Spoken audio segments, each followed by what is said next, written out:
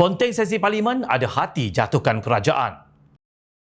Ketika United Kingdom menerima pelantikan warga bukan kulit putih sebagai ketua kerajaan, Malaysia sedang undur ke belakang dengan kelantangan suara-suara bahawa Melayu kehilangan kuasa politik dan ekonomi negara ini, kata ahli politik veteran DAP Lim Kit Siang. Namun dalam suasana sedemikian, Perdana Menteri Datuk Seri Anwar Ibrahim berjaya memenangi perang psikik pembangkang apabila Belanjawan 2023 berjaya diluluskan.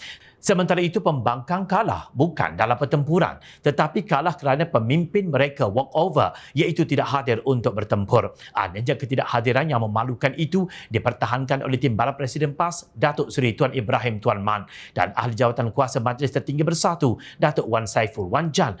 Menurut rekod, 3 orang pemimpin tertinggi Perikatan Nasional iaitu pengerusinya yang juga Presiden Bersatu Tan Sri Mahyadin Mat Yassin, Timbalannya Presiden PAS dan Tan Sri Abdul Hadi Awang dan Setiausaha Agong Perikatan Nasional Datuk Seri Hamzah Zainuddin telah ponteng daripada menghadiri semua sesi waktu pertanyaan Perdana Menteri atau PMQT dalam sidang parlimen selama 8 minggu yang berlangsung pada bulan Februari hingga April 2023. Kit Siang berkata Tuan Ibrahim dan Wan Saiful patut dirujuk ke Jawatan Kuasa Hak dan Kebebasan kerana salah nyata hak dan kebebasan Dewan Rakyat dalam cubaan untuk mempertahankan ketidakhadiran Mahyadin, Abdul Hadi dan juga Hamzah. Menurut Kit Siang, mereka cuba mempertahankan perkara yang tidak dapat dipertahankan mengenai perbuatan 3 orang pemimpin tertinggi Perikatan Nasional tersebut. Adakah mana-mana ketua pembangkang parlimen atau calon Perdana Menteri di mana-mana parlimen lain di dunia yang tidak hadir dalam sesi PMQT selama 8 minggu?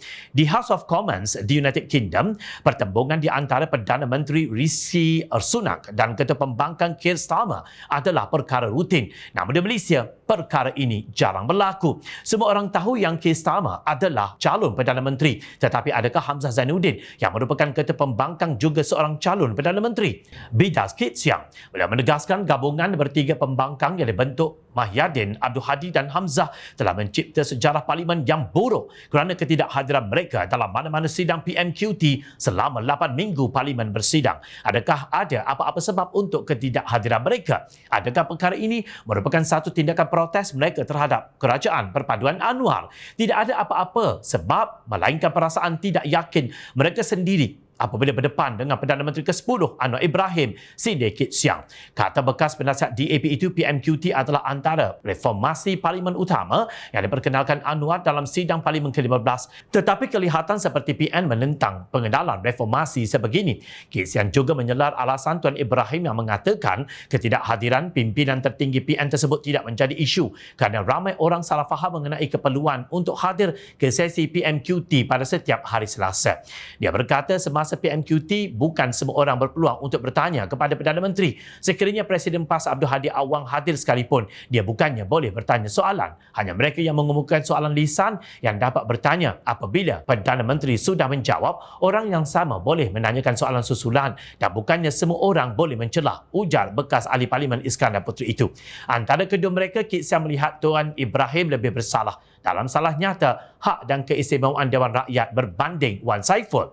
Beliau percaya yang di-Pertua Dewan Rakyat akan memberi keutamaan kepada Abdul Hadi berbanding dengan ahli backbencher yang lain. Tegasnya, yang di-Pertua Dewan Rakyat akan dilihat sebagai melakukan suatu perbuatan yang tidak sepatutnya sekiranya dia tidak memberi peluang tersebut. Speaker juga akan berhadapan dengan masalah sekiranya ketiga-tiga Mahyadin, Hadi dan Hamzah bangkit serentak untuk mengemukakan soalan susulan kepada Perdana Menteri.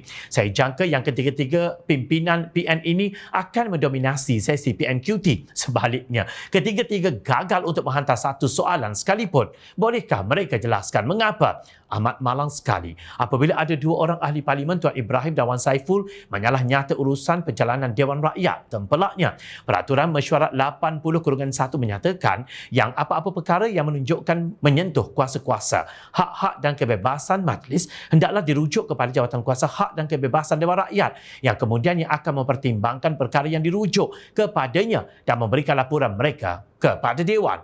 Peraturan Mesyuarat 80/2 pula menyatakan bila-bila majlis tidak bersidang, seseorang ahli boleh memberitahu Tuan Yang di-Pertua jika ada dikatakan telah berlaku kesalahan melanggar peraturan hak-hak dan kebebasan majlis. Tuan Yang Pertua, jika berpuas hati iaitu pada zahirnya telah dilakukan kesalahan itu, bolehlah diserahkannya perkara itu kepada jawatan kuasa ini dan jawatan kuasa hendaklah mengeluarkan penyata kepada majlis. Justru Tuan Ibrahim dan Wan Saiful Wajah dipanggil ke hadapan jawatan kuasa hak dan kebebasan bagi memberikan penjelasan mereka. Dalam situasi takut berhadapan dengan Perdana Menteri, masih ada hati pula PAS hendak menjatuhkan Perdana Menteri ketika negara-negara Islam memperkukuh perpaduan umat Islam.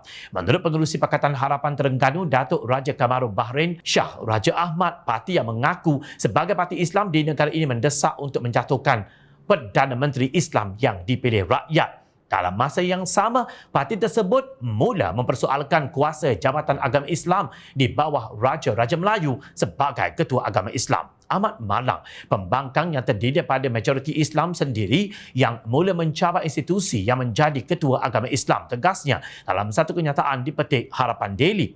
Islam itu damai. Justru apa yang sewajarnya PAS sebagai sebuah parti yang menggelarkan diri parti Islam ialah berdamai ke arah memperkukuhkan kerajaan Malaysia. Berhentilah segala cubaan untuk menggugat kestabilan negara dengan tindakan menghasut dan sebagainya untuk menjatuhkan kerajaan perpaduan yang direstui oleh Yang di-Pertuan Agong sebagai Ketua Agama Islam Malaysia. Rakyat tahu ketika kalian berkuasa dahulu selama 33 bulan, kalian bertiga pun sering ponteng untuk hadir di Parlimen. Ingat, rakyat sentiasa memerhati.